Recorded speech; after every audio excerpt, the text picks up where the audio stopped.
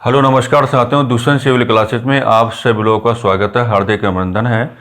जैसा कि आप लोग भलीभांति परिचित हैं कि सूर्य किरण बैच का प्रस्तुतिकरण प्रॉपर तरीके से आपके समक्ष हो चुका है और शिक्षण अभिरुचि के संदर्भ में आपका जो पाठ्यक्रम है उस पाठ्यक्रम में जो शुरुआत में एक शब्दावली आपको दी गई थी, भारतीय शिक्षा पद्धति या भारतीय शिक्षा व्यवस्था, उसके संदर्भ में एक नींव अब तक हमने आपको देने का कार्य किया है।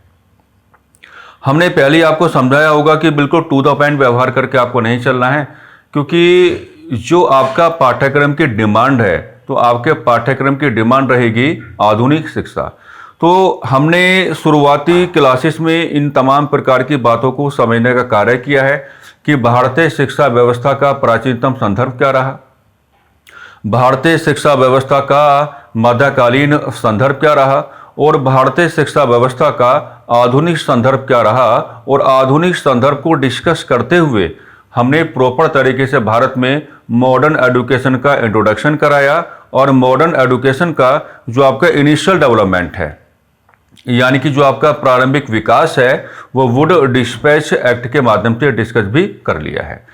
हालांकि ब्रिटिश कालीन भारत में उसके बाद नाना प्रकार के जो आपके कमीशंस हैं और नाना प्रकार की जो आपकी एजुकेशनल कमिटीज हैं उनका फॉर्मेशन किया जाता है, लेकिन अब आपके पाठ्यक्रम की डिमांड क्या है, बदल गई है।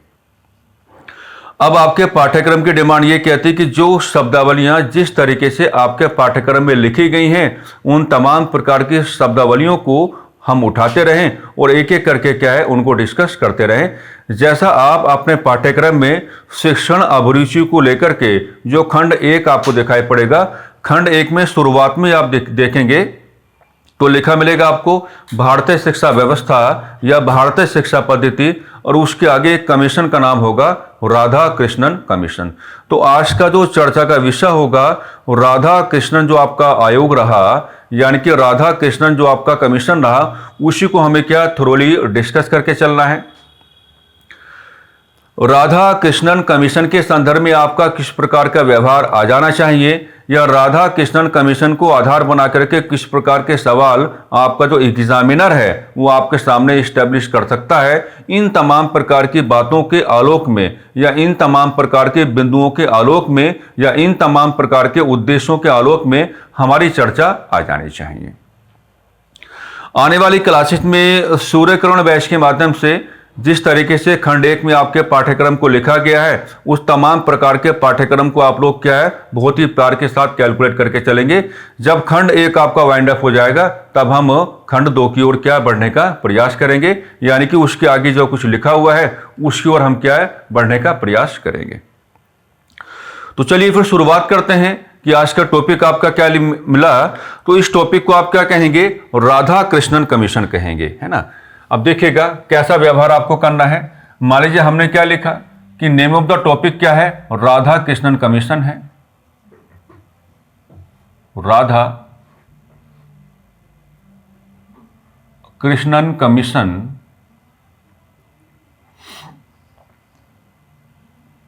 ठीक है, या फिर कई बार इसको यह भी कहा जाता है, कई बार इसको ऐसे भी कहा जाता है कि university education commission, university education commission भी कई बार क्या है इसको कहा जाता है।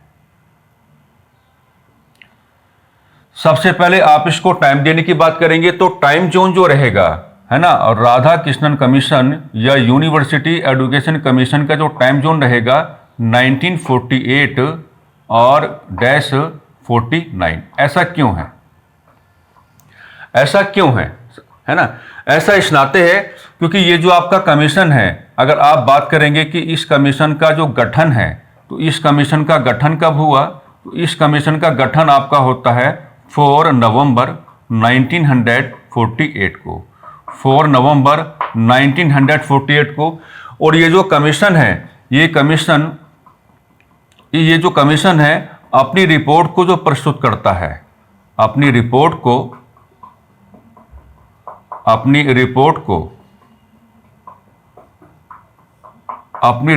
को जो ये प्रस्तुत करने का कार्य करेगा साथियों, उसके रिगार्डिंग भी आपको एक डेट मिलेगी 25 अगस्त 25 अगस्त 1949। तो ये जो टाइम जोन आप इसको देने की बात करते हैं कि 48-49, तो आपको बताना पड़ेगा कि जो आपका राधा कृष्णन कमीशन है, जिसको अदर वे में क्या कहा जाता है, यूनिवर्सिटी एजुकेशन कमीशन कहा जाता है, तो इसका जो आपका प्रॉपर टाइम जोन आप यहाँ पे मिलेगा। तो प्रॉपर टाइम जोन जो है उसके बारे में आपको कुछ बातें बता के चलनी पड़ेंगी। यानी कि 4 नवंबर 1949 को राधा कृष्णन कमीशन का आपका गठन किया जाता है और फाइनली 25 अगस्त 1949 को राधा कृष्णन जो आपका कमीशन है ये अपनी रिपोर्ट क्या है, गवर्नमेंट को हैंडओवर करने की बात करेगा, सौंपने की बात करेगा। अगली बात क्या है कि अगली बात ये है कि इसमें आपको हाईलाइट क्या करके चलना है, इसमें आपको हाईलाइट शुरुआत में ही करके चलना है कि जो आपके राधा कृष्णन है, यानी कि जो डॉक्टर सर्वपल्ली राधा कृष्णन है, उनके बारे में कुछ बातें आपको शुरुआत में यहाँ पे क्या है बता करके चलनी पड़ेंगी। क्योंकि आप एक बात देखो, राधा कृष्णन कमीशन जो नाम पड़ा है उन्हीं के नाम पर पड़ा है। तो जो आपके डॉक्टर सर्वपल्ली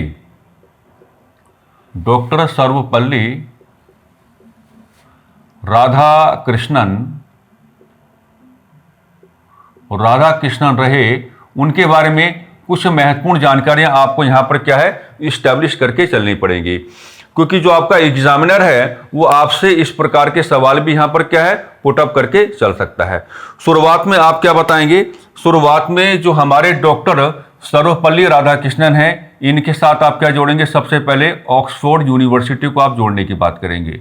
किसको जोड़ने की बात करेंगे, ऑक्सफोर्ड यूनिवर्सिटी को आप क्या है जोड़ने की बात करेंगे। ऑक्सफोर्ड यूनिवर्सिटी को आप जोड़ने की बात करेंगे और आप ये बताएंगे कि जो ऑक्सफोर्ड यूनिवर्सिटी है उसमें इन्होंने काम क्या किया, उसमें इन्होंने काम ये किया कि अगर थोड़ी इसको इंग्लिश में लिखना चाहूँगा मैं, थोड़ा सा आप समझ जाएंगे। He also served as a professor of ethics and religion। यानी कि कुल मिलाकर के आपको ऐसा लिख करके मैं ये समझाने की बात कर रहा हूं कि ये देखो इस प्रकार के रेफरेंसेस कई बार पुटअप किए जाते हैं, तो ये आपके लिए काफी महत्वपूर्ण साबित हो सकते हैं। आप इसको स्किप करके मत चलना कि इनके साथ आप ऑक्सफोर्ड यूनिवर्सिटी का रेफरेंस जब जोड़ेंगे तो आप बताएंगे कि इन्होंने क्या है ऑक्सफोर्ड यूनिवर्सिटी में प्रोफेसर के रूप में कार्य किया। और प्रोफेसर के रूप में कार्य किया तो प्रोफेसर के रूप में कार्य कैसे किया, यानी कि जो आपकी इथिक्स होती है, इथिक्स का मतलब क्या होता है कि आप नैतिक मूल्यों का जिक्र कर सकते हैं, नैतिक आदर्शों का आप जिक्र कर सकते हैं, आप नैतिक मूल्यों का जिक्र कर सकते हैं, यानी कि आप नैतिक आदर्शों का आप जिक्र कर सकते हैं, है ना। यानी कि इन्होंने जो एज ए प्रोफेसर काम किया है तो ये वहां पर लोगों को क्या है नैतिक मूल्यों की शिक्षाएं देने का कार्य कर रहे थे, या नैतिक आदर्शों की जो शिक्षाएं हैं उनको देने का कार्य कर रहे थे।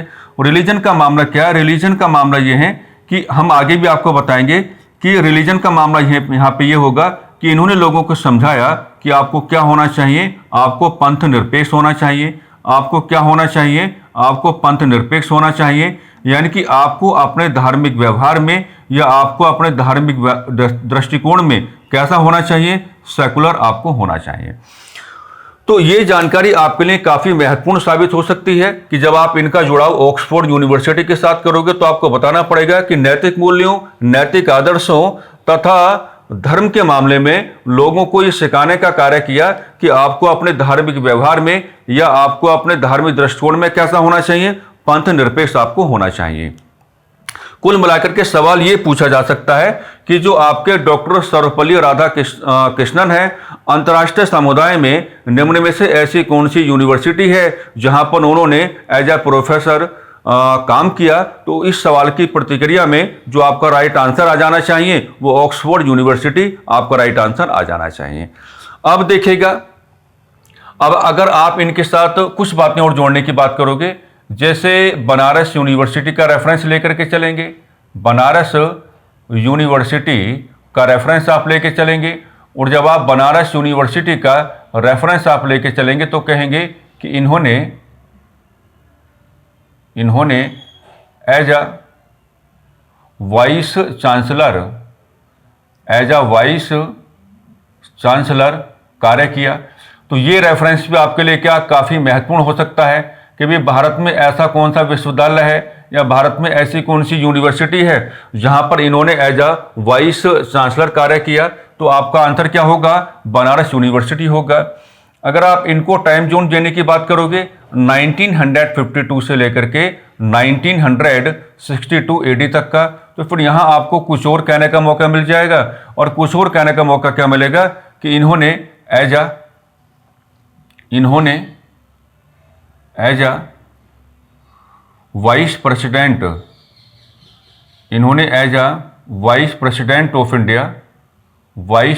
ऑफ इंडिया कार्य किया। यानी कि इन्होंने क्या है, भारत के उपराष्ट्रपति के रूप में कार्य किया। आप जान पा रहे होंगे ये क्या रहे हैं, भारत के पहले वाइस प्रेसिडेंट माने गए हैं। इसी तरीके से अगर आप इनको एक टाइम जो और देने की बात करोगे 1962 एडी से 1967 एडी तक, तो फिर यहां आपको कुछ और कहने का मौका मिल जाएगा। और आप क्या कहेंगे? इन्होंने as a president of India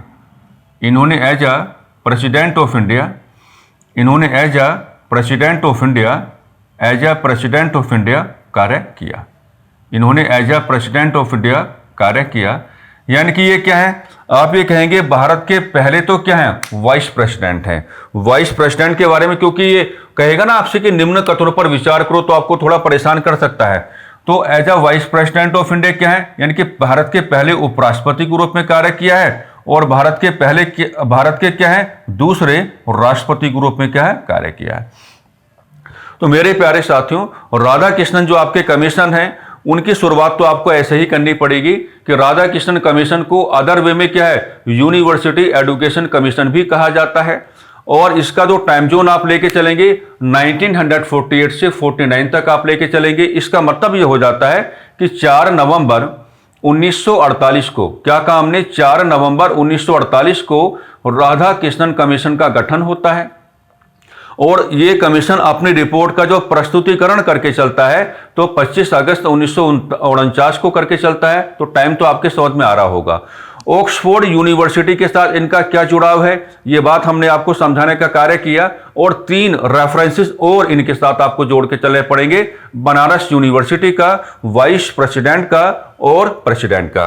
तो ये तमाम प्रकार की जो जानकारियां हैं, ये तमाम प्रकार की जानकारियां कई बार क्या है, आपके सामने इस्टेब्लिश कर दी जाती हैं। तो आप बिल्कुल भी अपने आप को परेशान करने की कोशिश ना करें। जिस तरीके से इसके संदर्भ में आपका व्यवहार आ जाना चाहिए, उसी तरीके से जो व्यवहार है हम आपके सामने रखने की कोशिश करेंगे। किसी प्रकार की कोई कंजूसी या किसी प्रकार की कोई जल्दबाजी बिल्कुल भी नहीं होगी, आप निश्चिंत रहें। ठीक है ना। अब देखिएगा, अब आपको यहां पे क्या सीखना है। अब आपको यहां पे ये सीखना है कि ये जो आपका राधाकृष्णन कमीशन है, और राधाकृष्णन कमीशन में आप टोटल क्या बताएंगे। देखिए, राधाकृष्णन कमीशन में आप टोटल क्या बताएंगे, आप बताएंगे कि इसमें कितने लोग रहे हैं, यानी कि 10 मेंबर्स आपके इसमें क्या है, रहे हैं। 10 सदस्य आपके इसमें दिखाई पड़ेंगे। या आप इसको ऐसे कह सकते हैं कि राधाकृष्णन कमीशन का जो फिजिकल कंपोजिशन है, कुल मिलाकर के आपको इसमें क्या है, 10 लोग क्या है इसमें आपको दिखाई पड़ रहे हैं। अच्छा, जो आपका राधाकृष्णन कमीशन है, और राधाकृष्णन कमीशन की जो आपकी मुख्य चिंता है, तो मुख्य चिंता को अगर आप समझना चाहते हैं तो कुछ अच्छा व्यवहार आपको करके चलना पड़ेगा। ठीक है। और थोड़ा मैं अलग से भी आपको थोड़ी बातें समझाने की कोशिश करूंगा अभी। तो राधाकृष्णन जो कमीशन है, उसकी जो मुख्य चिंता है, उसको आपको थोड़ा यहां पे क्या कैलकुलेट करके चलना पड़ेगा। एक बात और आपसे पुटअप की जाती है कि राधाकृष्णन कमीशन के समय है ना, शिक्षा मंत्री कौन है,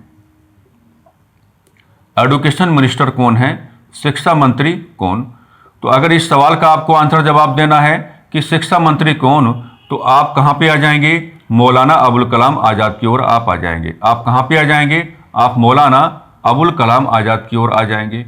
मौलाना अबुल कलाम आजाद की ओर आप आ जाएंगे। मौलाना अबुल कलाम आजाद की ओर आप आ जाएंगे।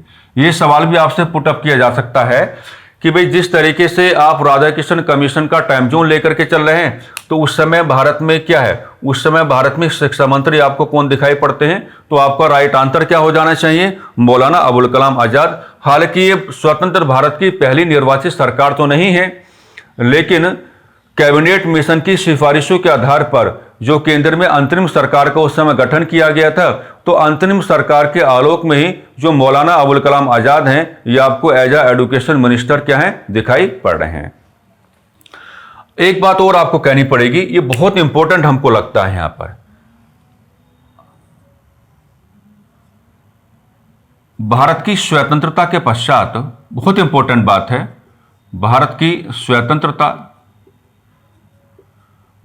स्वतंत्रता के पश्चात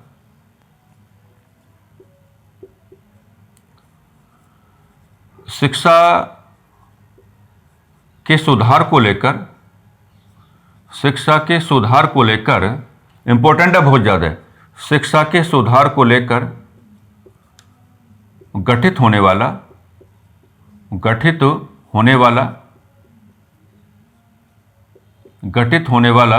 पहला शिक्षा आयोग,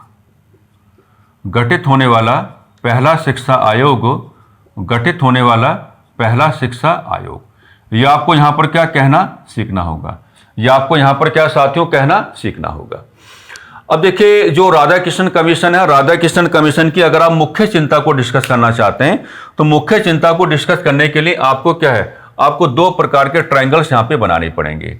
जैसे एक ट्रायंगल तो हम यहां पे बना लेते हैं, ये मुख्य चिंता के बारे में आपके डिस्कशन है कि किस तरीके से आपको इसका मेन सब्जेक्ट आपको लेकर के चलना है।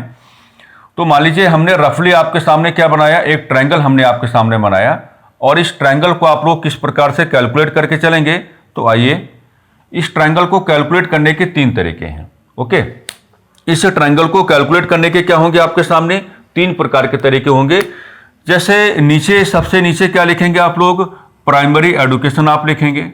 सबसे नीचे आप यहां पर क्या लिखेंगे, प्राइमरी एजुकेशन आप लिख करके चलेंगे, प्राइमरी एजुकेशन आप क्या है, लिख करके चलेंगे। ठीक है, यहां पर मान लीजिए हमने क्या लिख दिया, आप सेकेंडरी एजुकेशन भी लिख सकते हैं इसको, आप सेकेंडरी एजुकेशन भी आप इसको लिख सकते हैं, सेकेंडरी एजुकेशन भी आप लिख सकते हैं। और यहाँ पे आप क्या लिख के चलेंगे, हायर एजुकेशन आप लिख करके चलेंगे। क्या लिख करके चलेंगे, हायर एजुकेशन आप यहाँ पर क्या है, लिख करके चलेंगे, हायर एजुकेशन आप यहाँ पर क्या है, लिख करके चलेंगे। डन। अब मामला क्या, मामला यह है कि प्राइमरी एजुकेशन के साथ राधाकृष्णन कमीशन का कोई भी संबंध नहीं है, यानी कि प्राथमिक शिक्षा के साथ कोई संबंध बिल्कुल भी नहीं है। और जो आपकी माध्यमिक शिक्षा है उसके साथ भी क्या है, राधाकृष्णन कमीशन का किसी प्रकार का कोई संबंध नहीं है। और राधाकृष्णन कमीशन का जो संबंध है वो हायर एजुकेशन के साथ है, यानी कि उच्च शिक्षा के साथ है, उच्च शिक्षा के साथ है।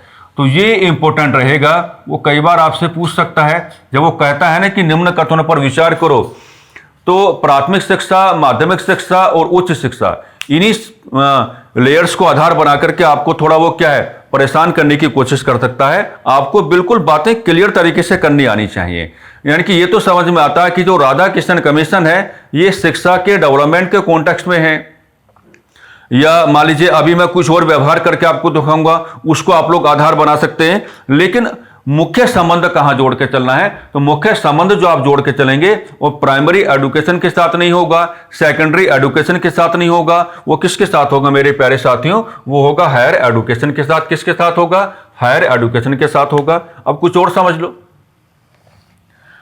अब यहां से समझ में आता है कि मेन फोकस कहां रहेगा, हायर एजुकेशन पर रहेगा।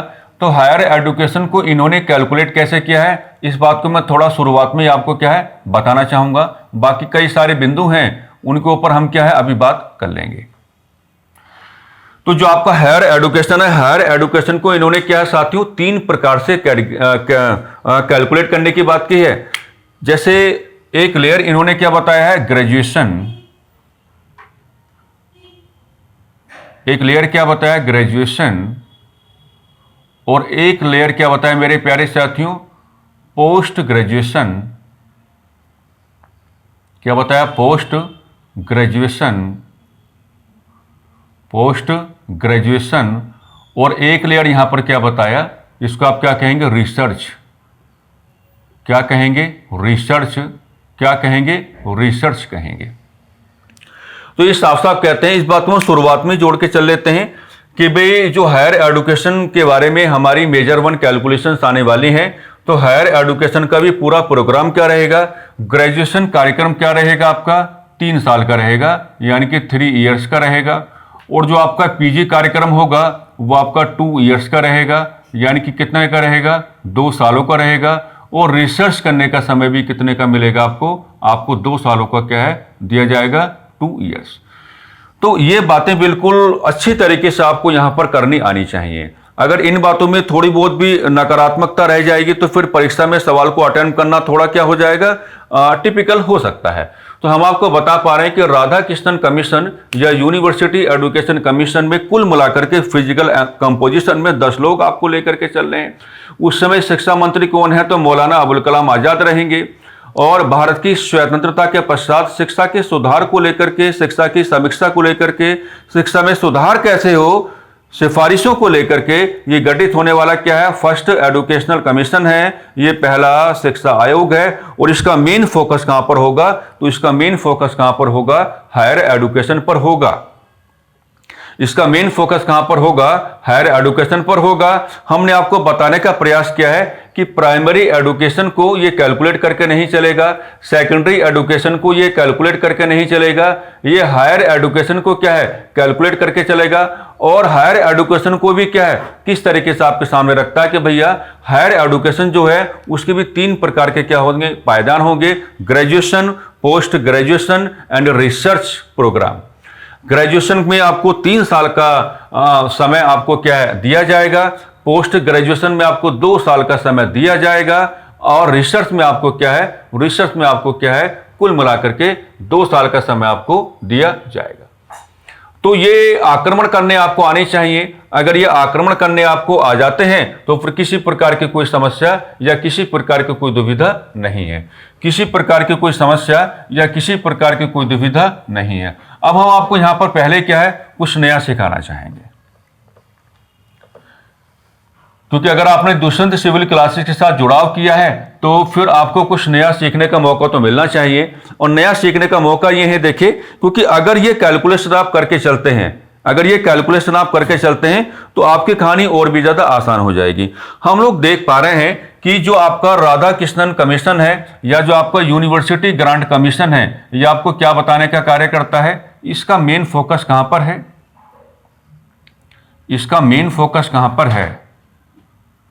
इसका मेन फोकस कहां पर है? उच्च शिक्षा। इसका मेन फोकस कहां पर है? उच्च शिक्षा। इसका मेन फोकस कहां पर है? उच्च शिक्षा। और इसका मेन फोकस कहां पर नहीं है? तो आप क्या कहेंगे? प्राथमिक शिक्षा। इसका मेन फोकस कहां पर नहीं है? तो आप क्या कहेंगे? प्राथमिक शिक्षा, प्राथमिक शिक्षा, प्राथमिक शिक्षा। अब बात एक ये है कि आप सोचो कि कभी आपने इस बात को ऑब्जर्व करने की बात की कि अगर हम ये बात मान के चलते हैं कि राधा कृष्णन कमीशन है ना, अपना जो मेन फोकस है वो प्राइमरी एजुकेशन पर लेकर के नहीं आता है, तो आप चाहें तो आप इसको राधा कृष्णन कमीशन का नेगेटिव एस्पेक्ट कह सकते हैं। आप चाहें तो आप इसको क्या है? राधा कृष्णन कमीशन का नेगेटिव एस्पेक्ट कह सकते हैं। आप चाहें तो आप इसको क्या है? राधा कृष्णन कमीशन का नेगेटिव एस्पेक्ट कह सकते हैं। ऐसा व्यवहार करने में किसी प्रकार की कोई परेशानी या किसी प्रकार का कोई दिक्कत नहीं होना चाहिए। क्योंकि आप एक बात देखो कि स्वतंत्र भारत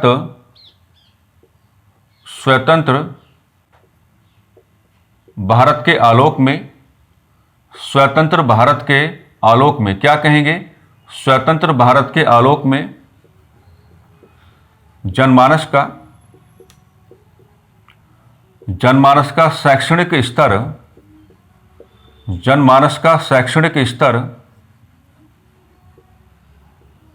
नकारात्मक रहा। जनमानस का शैक्षणिक स्तर क्या रहा? नकारात्मक रहा। जनमानस का शैक्षणिक स्तर क्या रहा? नकारात्मक रहा। है ना। आप इसको ऐसे भी समझा सकते हैं कि जो आपके सामने पहले आम चुनाव आए, आपने कभी ऑब्जर्व किया इस बात को, जो आपके सामने पहले आम चुनाव आए उस समय, तो पहले आम चुनाव जो आए तो उनका समय पता क्या लिया जाता है, 1951 से लेकर के 1952 तक का समय क्या है लिया जाता है। 1951 से 1952 तक का समय क्या लिया जाता है। तो इसका मतलब यह है कि मैं आपको ये समझाने की बात कर रहा हूं कि स्वतंत्र भारत के आलोक में भारतीय जनमानस का शैक्षणिक स्तर इतना ज्यादा कमजोर था कि पहले जो आम चुनाव आपके हुए उन आम चुनावों को निष्पादित कंप्लीशन जो उनका हुआ, कंप्लीशन 1 साल में जाकर के हुआ। उस समय इवन पंडित नेहरू तक को लोगों को काफी ज्यादा समझाना पड़ा कि राइट टू वोट का मतलब क्या होता है, मतदान के अधिकार का प्रयोग आपको कैसे करके चलना चाहिए, मतदान का जो अधिकार है वो किस प्रकार से क्या है, किस प्रकार से आपको सहायता पहुंचाने का कार्य करेगा। तो कुल मिलाकर के जब पहले आम चुनावों को निष्पादित किए जाने के संदर्भ में ही आपको 1 साल का समय लग रहा है, लोग मतदान के अधिकार की गंभीरता महत्ता को नहीं पहचान पा रहे हैं, लोग सार्वभौमिक वयस्क मताधिकार को नहीं पहचान पा रहे हैं, लोग अपना लोकतांत्रिक व्यवहार नहीं कर पा रहे हैं। और ऐसे में जो स्वतंत्र भारत के आलोक में जो पहला शिक्षा आयोग आपने गठित किया, तो आपका ध्यान हमारे हिसाब से कहां जाना चाहिए था, आपका ध्यान हमारे हिसाब से प्राइमरी एजुकेशन की ओर जाना चाहिए था, क्योंकि आपका ध्यान प्राइमरी एजुकेशन की ओर नहीं गया। इसी नाते आज हमको कहने का मौका मिल गया है कि भाई ये जो मेन फोकस नहीं गया कहां पर, प्राथमिक शिक्षा की ओर, तो इसे आप कह सकते हैं कि यह राधा कृष्णन जो कमीशन है उसका अपने आप पे क्या माना जाएगा, नेगेटिव एस्पेक्ट माना जाएगा। क्योंकि समय की मांग तो यह कहती है कि जनमानस का शैक्षणिक स्तर काफी कमजोर है और जनमानस को शिक्षित किए जाने के संदर्भ में शुरुआती क्रम में ही आप हायर एजुकेशन की बातें नहीं कर सकते। आपको शुरुआती क्रम में जो मजबूती देकर के चलना था, primary education and secondary education को आपको मजबूती देकर के चलना था, क्योंकि समय की मांग तो यही कहती है। आप लोग मेरे भाव को क्या है समझ पा रहे होंगे। इसी नाते इस बात को आधार बना करके मैंने कहा, क्योंकि ऐसा राधा कृष्णन कमीशन में नहीं हो पाया, इस नाते आप इस बात को क्या कह सकते हैं कि राधा कृष्णन जो कमीशन है उसका ये क्या रहेगा, नेगेटिव एस्पेक्ट रहेगा, यानी कि क्या रहेगा, नकारात्मक पक्ष रहेगा। लेकिन अब मैं दोनों तरीके से आपको बातें समझाऊंगा। अब इन्होंने उच्च शिक्षा को प्राथमिकता क्यों दी, उच्च शिक्षा को प्राथमिकता क्यों दी, उच्च शिक्षा को प्राथमिकता क्यों दी, प्राथमिकता क्यों दी। अब देखो इसकी रिपोर्ट को कभी पढ़ के देखना, तो राधा कृष्णन कमीशन की रिपोर्ट में साफ साफ कहा गया है कि हम उच्च शिक्षा को प्राथमिकता क्यों देते हैं, ताकि सामाजिक एवं आर्थिक विकास, सामाजिक एवं आर्थिक विकास संभव हो पाए, सामाजिक एवं आर्थिक विकास संभव हो पाए, सामाजिक एवं आर्थिक विकास संभव हो पाए, सामाजिक एवं आर्थिक विकास संभव हो पाए, है ना। और सामाजिक एवं आर्थिक विकास संभव हो पाए, इसके लिए हमें एक बुद्धिजीवी वर्ग की आवश्यकता है, इसके लिए हमें एक बुद्धिजीवी वर्ग की आवश्यकता है, इंटेलेक्चुअल क्लास। इसके लिए हमें एक बुद्धिजीवी वर्ग की आवश्यकता है, इसके लिए हमें एक क्या, बुद्धिजीवी वर्ग की आवश्यकता है। क्योंकि ये तो हम कक्षाओं में कहते रहते हैं कि अगर आप किसी भी समाज को प्रोग्रेसिव बनाना चाहते हो या किसी भी भौगोलिक परिवेश में डेवलपमेंट को इन वेरी सिस्टमैटिक भी आप आगे बढ़ाना चाहते हो, तो कई बार आपको ऐसी चर्चाएं करनी पड़ जाती हैं कि बुद्धिजीवी वर्ग का होना क्या है, काफी ज्यादा क्या है, जरूरी है। तो यहां पर इन्होंने ये बात कहने की प्रयास किए कि हमने हायर एजुकेशन को ही प्राथमिकता क्यों दी है। हमने समझ लिया कि प्राथमिक शिक्षा को प्राथमिकता नहीं दी, तो इसे आप प्यार के साथ क्या कह सकते हैं, नेगेटिव एस्पेक्ट कहेंगे, प्यार के साथ कहेंगे। हमने आपको समझा दिया कि आपको यहां पर कैसा व्यवहार करना है। लेकिन ये कहते हैं कि हमने हायर एजुकेशन को ही प्राथमिकता क्यों दी, तो इसमें मामला ये बताया गया है कि हम चाहते हैं कि स्वतंत्र भारत के आलोक में भारत का सामाजिक एवं आर्थिक विकास संभव हो पाए।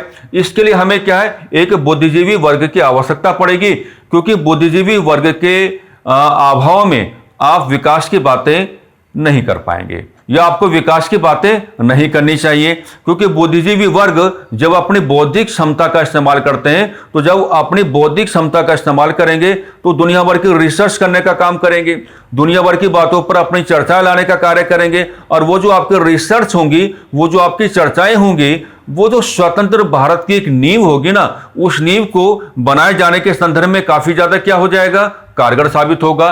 तो उच्च शिक्षा को प्राथमिकता दी, अब तारीफ हो रही है, हमने तारीफ कर दी है, तो आप इसको इसका क्या कह सकते हैं, पॉजिटिव एस्पेक्ट कह सकते हैं। आप इसको क्या, इसका क्या कहेंगे, पॉजिटिव एस्पेक्ट कहने की बात करेंगे, पॉजिटिव एस्पेक्ट कहने की बात करेंगे। तो साथियों, दोनों प्रकार से मेरे हिसाब से क्या आपको व्यवहार करने की आवश्यकता रहेगी कि प्राथमिक शिक्षा को प्राथमिकता नहीं दी तो हम निगेटिव एस्पेक्ट मान लेंगे, उच्च शिक्षा को प्राथमिकता दी तो हम इसे पॉजिटिव एस्पेक्ट मान के चलेंगे, क्योंकि विजन जो बताया गया है वो विजन कुछ अलग प्रकार से ही बताया गया है। आप लोग इस भाव को समझ के चलें। बुद्धिजीवी वर्ग को तैयार करना ताकि वो अपनी बौद्धिक क्षमता का बढ़िया इस्तेमाल कर पाए और स्वतंत्र भारत के आलोक में भारतीय जनमानस के विकासात्मक पथ को मजबूती के साथ अपनी चर्चाओं, अपनी रिसर्च के माध्यम से आगे बढ़ाने का कार्य करे। ये मामला रहा किसका, राधा कृष्णन कमीशन का। यानी कि राधा कृष्णन कमीशन को इस प्रकार से आप क्या है, बड़े प्यार के साथ क्या है, कैलकुलेट कर पाएंगे। तो यहां तक उम्मीद करते हैं कि आपको किसी प्रकार की कोई परेशानी या किसी प्रकार की आपको क्या है, कोई दुविधा नहीं होनी चाहिए। अब देखिएगा,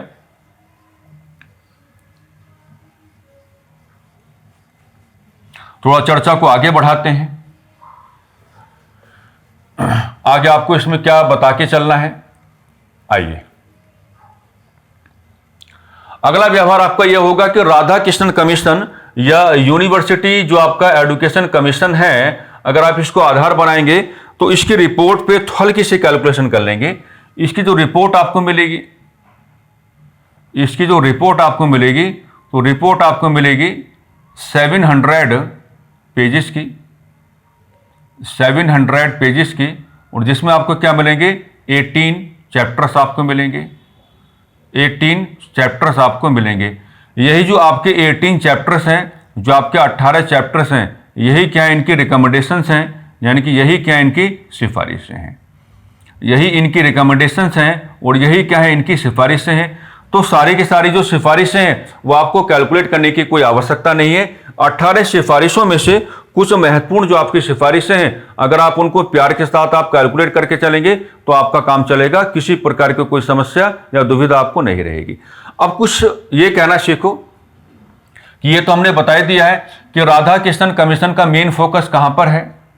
तो राधा कृष्णन कमीशन का जो मेन फोकस है वो किस पर है, हायर एजुकेशन पर है, हायर एजुकेशन पर है। किस पर है जी, हायर एजुकेशन पर है। ओके, अब देखिएगा, हायर एजुकेशन में आप ये कहना स्टार्ट करो कि उच्च शिक्षा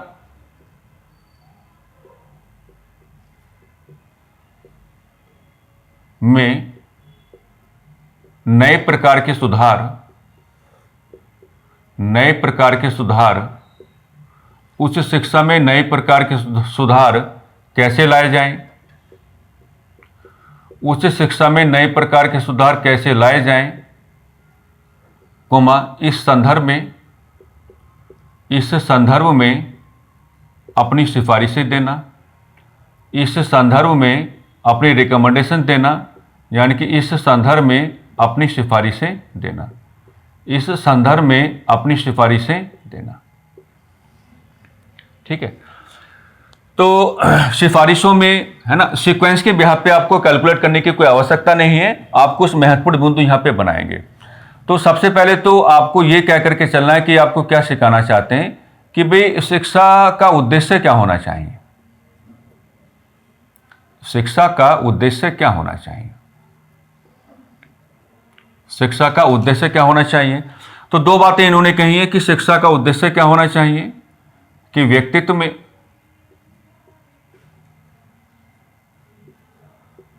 नैतिक मूल्यों का उद्भव हो जाए,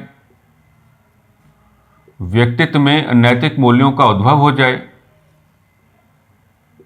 व्यक्तित्व में नैतिक मूल्यों का उद्भव हो जाए। क्योंकि नैतिकता का होना बहुत जरूरी है। अगर आपके पास नैतिकता है तभी आपके पास सामूहिकता आएगी, और अगर आपके पास सामूहिकता आएगी तो आप सबके विकास के बारे में सोचोगे। ठीक है। साथ ही साथ ये यहीं पर बता देते हैं कि व्यक्तित्व पंथ निरपेक्ष होना चाहिए। इसको आगे हम कैलकुलेट करेंगे अभी नए तरीके से। पंथ निरपेक्ष होना चाहिए, पंथ निरपेक्ष होना चाहिए, है ना। यानी कि खुद के धर्म को अपनाए लेकिन बाकी धर्मों के साथ क्या नकारात्मक व्यवहार करने का प्रयास ना करे। तो शिक्षा का उद्देश्य शुरुआत में बता के चलेंगे कि व्यक्तित्व में नैतिक मूल्यों का उद्भव हो जाए और व्यक्तित्व पंथ निरपेक्ष होना चाहिए, है ना। नंबर 2 आपको बताएंगे, देखिए वही काम हमने आपके साथ किया था। इन्होंने ये बताया है कि उच्च शिक्षा, इसलिए तो मैंने वो चर्चा आपके सामने की थी।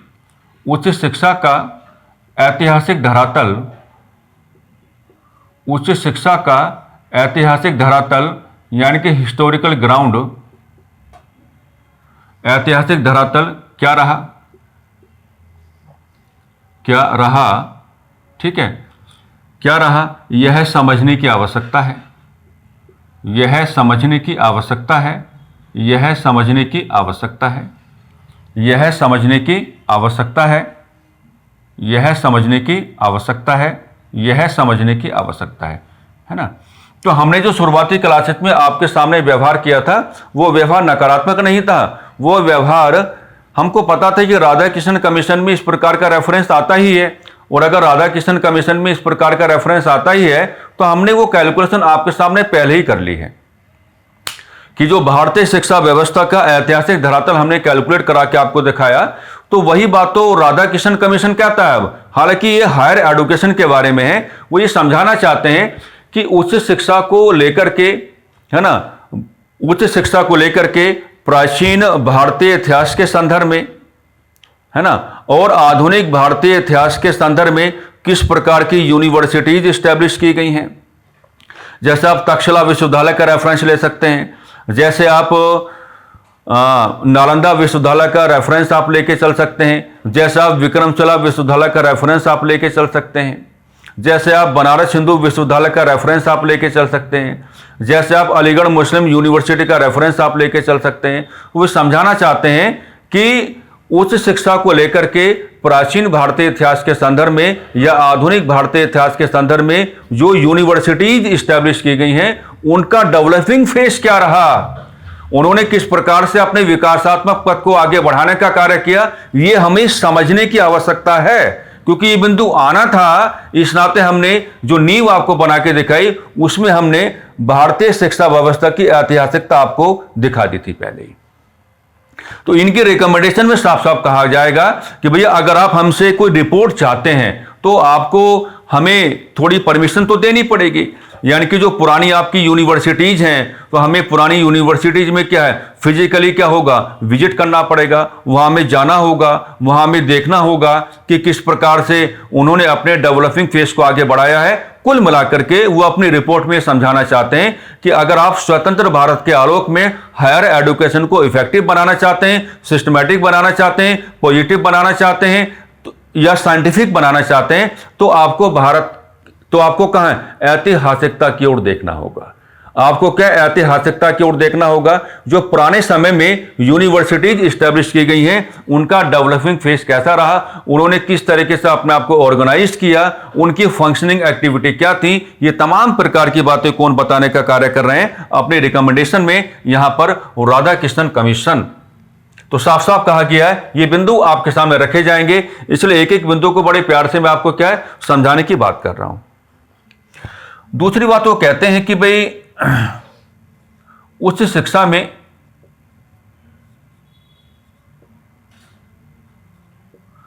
शिक्षा में गुणवत्ता को लाना जरूरी है, गुणवत्ता को लाना जरूरी है, गुणवत्ता को लाना क्या है, जरूरी है ना। यानी कि वो हायर एजुकेशन को क्या बनाना चाहते हैं, कुल मिलाकर के क्वालिटेटिव बनाना चाहते हैं। क्या बनाना चाहते हैं, क्वालिटेटिव बनाना चाहते हैं, क्वालिटेटिव बनाना चाहते हैं, यानी कि कैसा बनाना चाहते हैं, गुणात्मक बनाना चाहते हैं। कैसा बनाना चाहते हैं, गुणात्मक बनाना चाहते हैं। अब गुणवत्ता को लाए जाने के संदर्भ में उन्होंने बात ये की है कि भाई जो आपके टीचर्स हैं, आपको हल्की सी कैलकुलेशन यहाँ पे किसकी करनी पड़ेगी, आपको टीचर्स की कैलकुलेशन करके चलनी पड़ेगी। किसकी, टीचर्स की कैलकुलेशन आपको करके चलनी पड़ेगी। तो कहते हैं कि जो टीचर्स हैं उनको आपको क्या देना पड़ेगा, उनको आपको जो सैलरी है ना, जो वेतन है, जो सैलरी है ना, उसको अगर मैं इंग्लिश में लिख के दिखाऊं तो कहते हैं कि भाई आप क्या देंगे, आप थोड़ा हैंडसम अमाउंट देने की बात करें। हैंडसम अमाउंट देने की बात करें। हैंडसम अमाउंट का मतलब पता क्या होता है ना, प्रभावशाली वेतन होता है, अच्छा वेतन होता है, प्रभावशाली वेतन होता है, अच्छा वेतन होता है, प्रभावशाली वेतन होता है। ठीक है। अगर इस बात को आप और भी ज्यादा आसान बनाना चाहते हैं तो आपने इतिहास तो पढ़ा होगा। इतिहास में देखिए मैं कंपैरिजंस करके चलता हूं।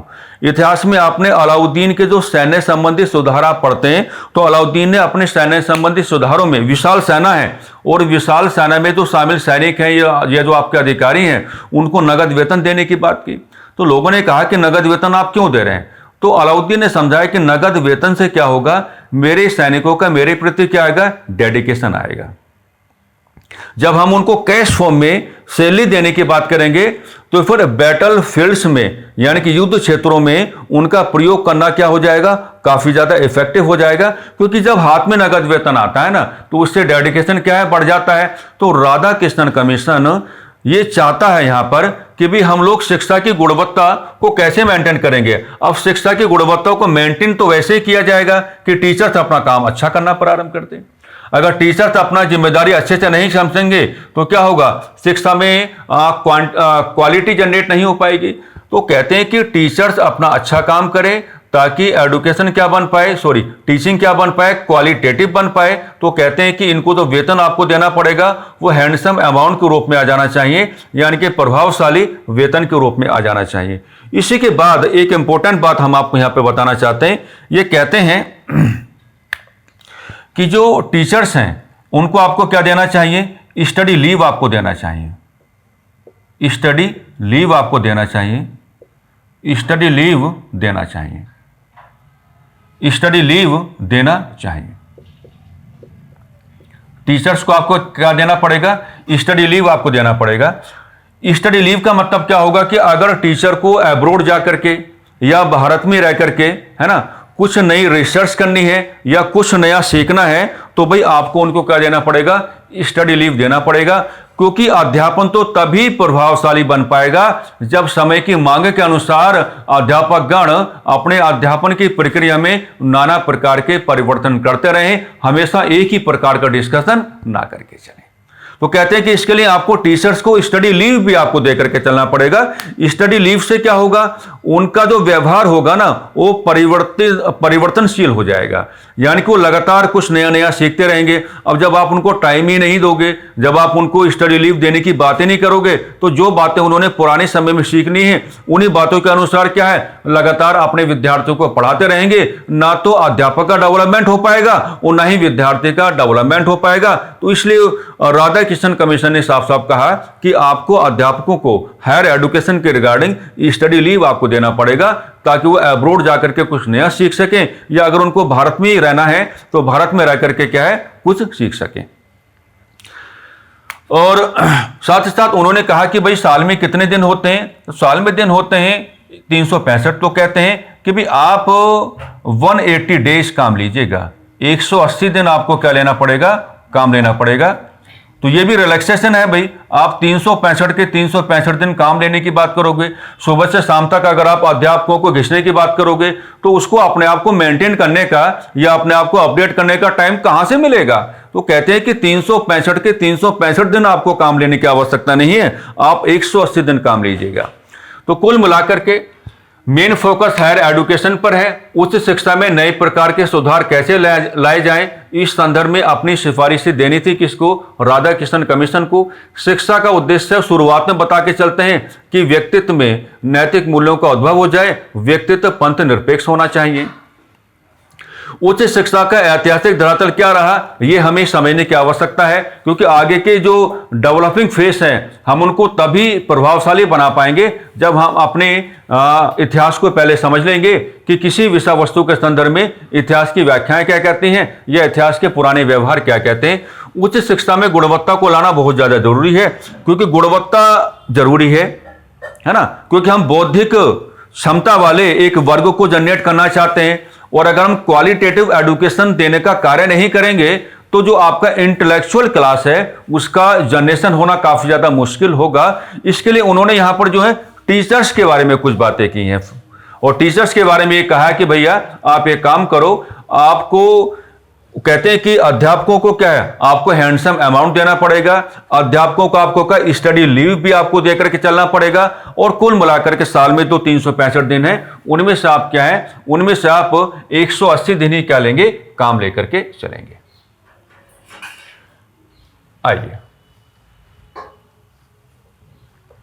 तो बातें तो अच्छी कर रहे हैं, और यही सब कुछ तो आपके एग्जामिनेशन में आना है। ठीक है, अब आप इसको पढ़ के ये तय कर सकते हैं कि पुराने एग्जामिनेशन में राधाकृष्णन कमीशन से किस प्रकार के सवाल आए हैं, कॉन्सेप्ट लेने की कोशिश कीजिएगा। उम्मीद करेंगे कि जो सवाल हैं वो आपकी ग्रिप में रहेंगे। अब इसमें अगली रिपोर्ट में अगली बात हमको ये पढ़नी है कि ये जो आपकी यूनिवर्सिटीज हैं, यानी कि जो विश्वविद्यालय हैं, जो यूनिवर्सिटीज हैं यानी कि जो विश्वविद्यालय हैं, उनके लिए क्या है, कुछ दिशा निर्देश जारी करते हैं अपनी सिफारिशों के माध्यम से, अपनी सिफारिशों के माध्यम से, अपनी सिफारिशों के माध्यम से, अपनी सिफारिशों के माध्यम से। दिशा निर्देश कैसे हैं कि मान लीजिए आपने कहा कि ये कोई क्या है, यूनिवर्सिटी है, तो यूनिवर्सिटी में वो कहते हैं कि देखो ये कैलकुलेशन आपको करके चलनी पड़ेगी कि अगर कोई भी यूनिवर्सिटी है तो उसमें मिनिमम स्टूडेंट्स कितने हैं, तो बताए हैं 300, कम से कम क्या 300 होने चाहिए, और मैक्सिमम स्टूडेंट्स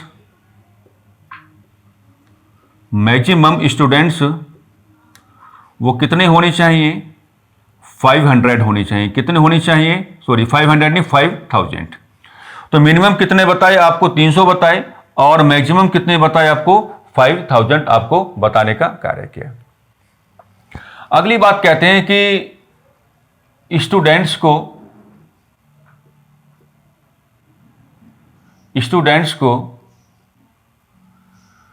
रिसर्च के लिए प्रमोट करना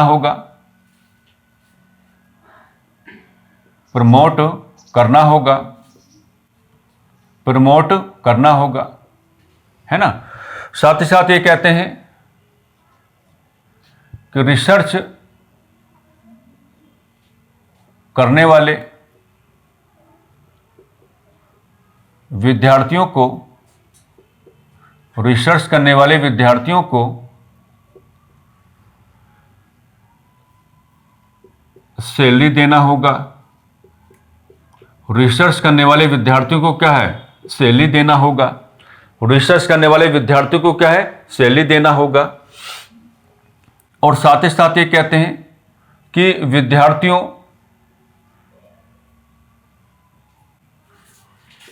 तथा अध्यापकों का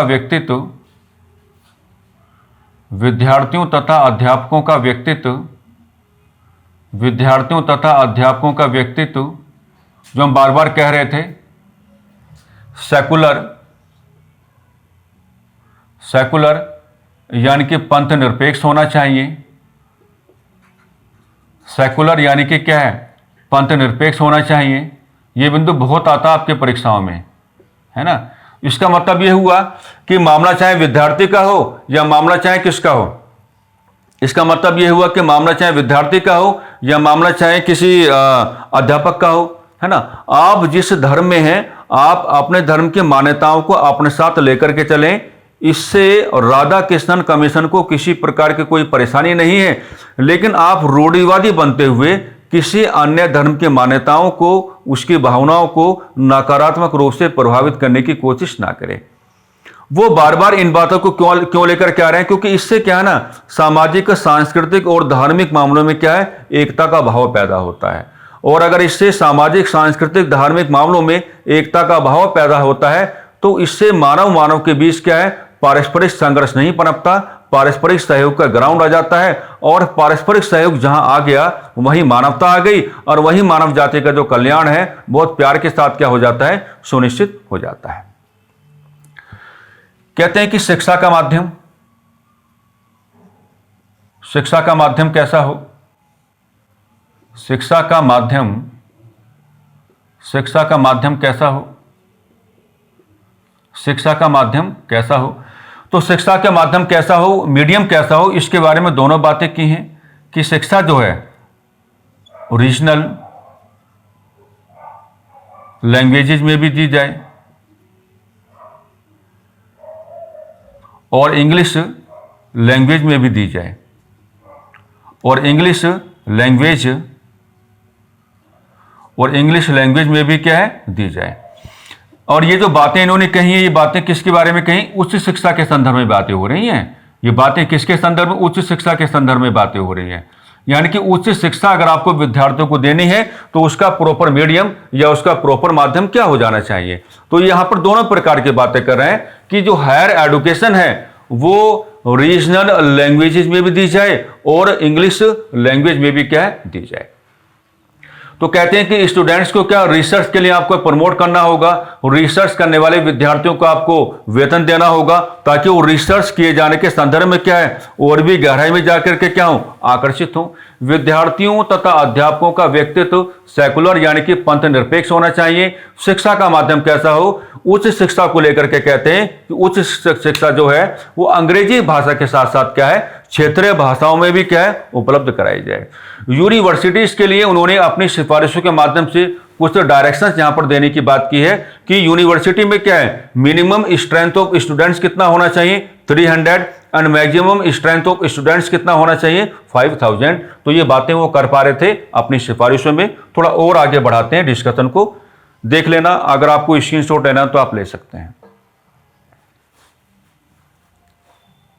हो गया होगा, चलिए थोड़ा और आगे बढ़ाते हैं डिस्कशन को।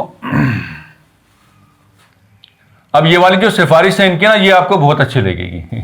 ये वाली सिफारिश जो है, ये सिफारिश इनकी आपको क्या है, बहुत ज्यादा अच्छी लगेगी, है ना, बहुत ज्यादा अच्छी लगेगी। हालांकि इसमें थोड़ा सा दिक्कत है। क्या है? थोड़ा सा दिक्कत है। वो कहते हैं कि भाई पैटर्न ऑफ एग्जामिनेशन, इसको ऐसे कहा जाता है, थोड़ा इंग्लिश में बनाना चाहूंगा, आप समझ जाएंगे, मुझे पता है। पैटर्न ऑफ एग्जामिनेशन,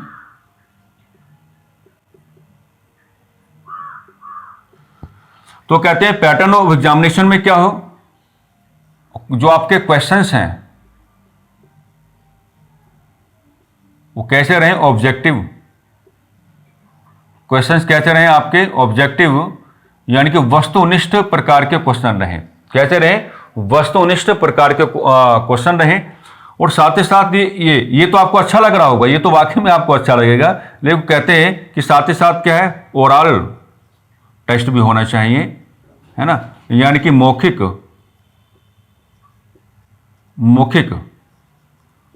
तौर पर भी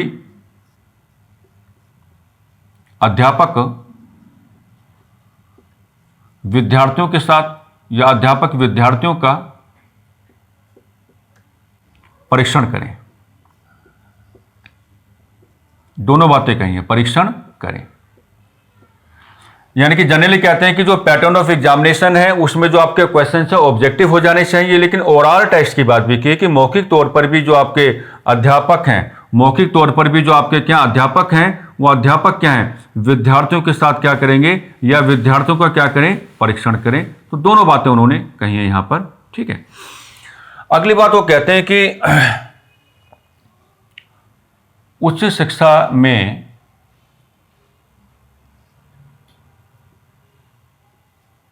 वुमेन एजुकेशन वुमेन एडुकेशन की उपेक्षा नहीं होनी चाहिए। उच्च शिक्षा में वुमेन एडुकेशन की उपेक्षा नहीं होनी चाहिए, उपेक्षा नहीं होनी चाहिए। यानी कि वो कहना चाहते हैं कि जहां तक मामला हायर एडुकेशन का है, तो हायर एडुकेशन के कॉन्टेक्स्ट में, है ना, जो व्यवहार आपका किसके बारे में होगा, मेल्स के कॉन्टेक्स्ट में होगा, वही व्यवहार आपका क्या है, फीमेल्स के कॉन्टेक्स्ट में होना चाहिए। यानी कि हायर एडुकेशन के संदर्भ में या हायर एडुकेशन को लेकर के आपको क्या है, भेदभाव नहीं करना है महिला तथा पुरुष में। यानी कि महिला शिक्षा, ये तो अच्छी बात कर रहे हैं। हम तो कहते हैं कि अगर कोई भी डॉक्यूमेंट आपके सामने ऐसा आ जाता है जहां महिला शिक्षा को प्रमोट करने की बातें हो रही हैं, तो वो तो बहुत ज्यादा अच्छी बात है। तो वही बात लास्ट क्लास में क्या पढ़ाया था, वुड डिस्पैच एक्ट, उसने भी कहा था, वही बात इन्होंने यहां पर कहा। और मैंने वुड डिस्पैच एक्ट तक लाकर ही आपको क्यों छोड़ा, क्योंकि वुड डिस्पैच एक्ट में ज्यादा फोकस कहां था, हायर एडुकेशन की ओर था। मेन फोकस तो उसका भी हायर एडुकेशन की ओर ही था ना।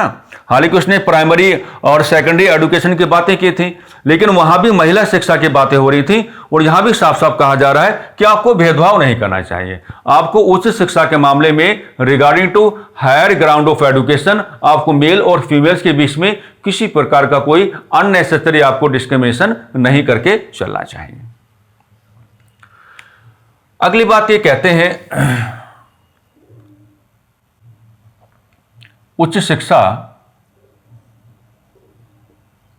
इंपॉर्टेंट है, बहुत ज्यादा है। उच्च शिक्षा को व्यवस्थित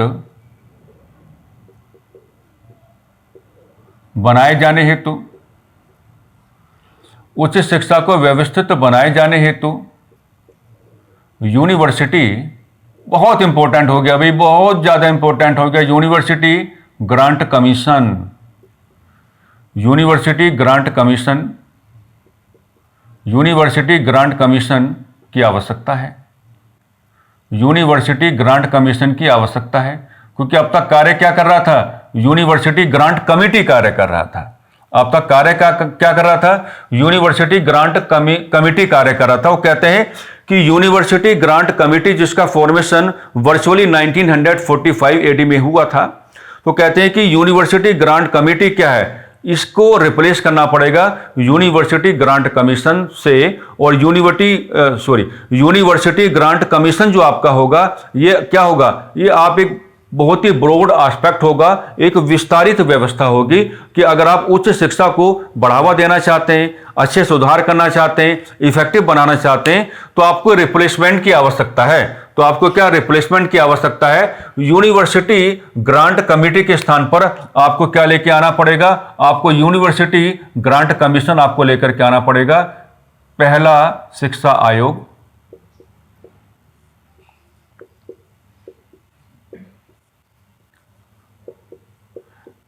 जिसने यूनिवर्सिटी ग्रांट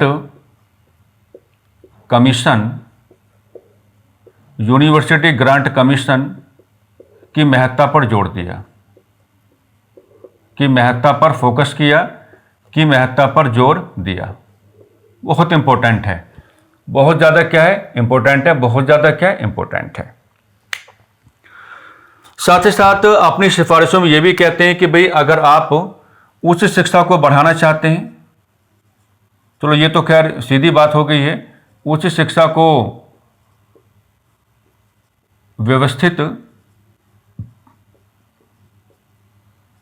प्रभावशाली बनाए जाने हेतु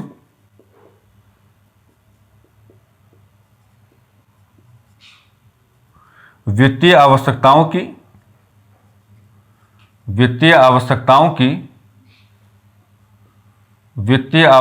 की लगातार पूर्ति होती रहनी चाहिए, लगातार पूर्ति होनी चाहिए, लगातार पूर्ति होनी चाहिए। वो साफ साफ कहते हैं कि उच्च शिक्षा को अगर आपको व्यवस्थित बनाना है या उच्च शिक्षा को आपको प्रभावशाली बनाना है तो लगातार जो वित्तीय आवश्यकताएं पनपेंगी, इन वित्तीय आवश्यकताओं की क्या पूर्ति होती रहनी चाहिए। इसलिए उन्होंने कहा कि यूनिवर्सिटी ग्रांट कमेटी के स्थान पर आपको क्या लाना पड़ेगा, यूनिवर्सिटी ग्रांट कमीशन आपको लेकर के आना पड़ेगा। तो पैटर्न ऑफ एग्जामिनेशन में क्वेश्चन ऑब्जेक्टिव कहने की बात हो रही है, साथ ही साथ विद्यार्थियों के व्यक्तित्व का मौखिक परीक्षण भी होना चाहिए।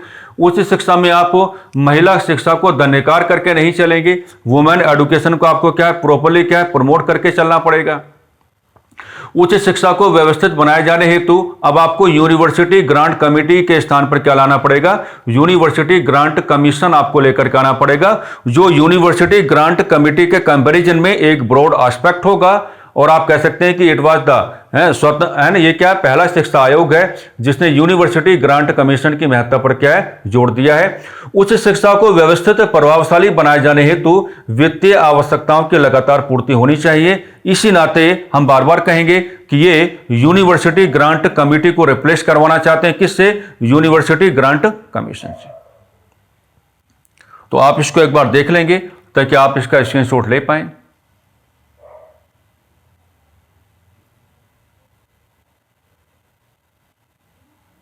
चलो हो गया होगा। तो सूर्यकिरण बैच में आज की चर्चा जो रही राधा किशन कमीशन और राधा किशन आयोग को लेकर के रही। हमारा पूरा प्रयास रहा कि राधा किशन कमीशन या राधा किशन आयोग को लेकर के आपके एग्जामिनेशन में जो भी क्वेश्चंस जनरेट हो सकते हैं या आपको जो एग्जामिनर है किस प्रकार की समस्याओं को, दुविधाओं को, परेशानियों को आपके सामने रख सकता है, आप इस चर्चा के साथ अपना जुड़ाव करेंगे और अपना कॉन्सेप्ट जनरेट करने की बात करेंगे और अपने आप को आत्मविश्वास देने की बात करेंगे कि निकट भविष्य में जिस परीक्षा का हमको सामना करके चलना है उस परीक्षा में अगर यहाँ से कोई मामला आता है तो हमारी क्या रहेगा, ग्रिप में रहेगा। बस इन्हीं सकारात्मक शब्दावलियों के साथ हम आज की चर्चा को थोड़ा विराम देना चाहेंगे। नमस्कार, धन्यवाद।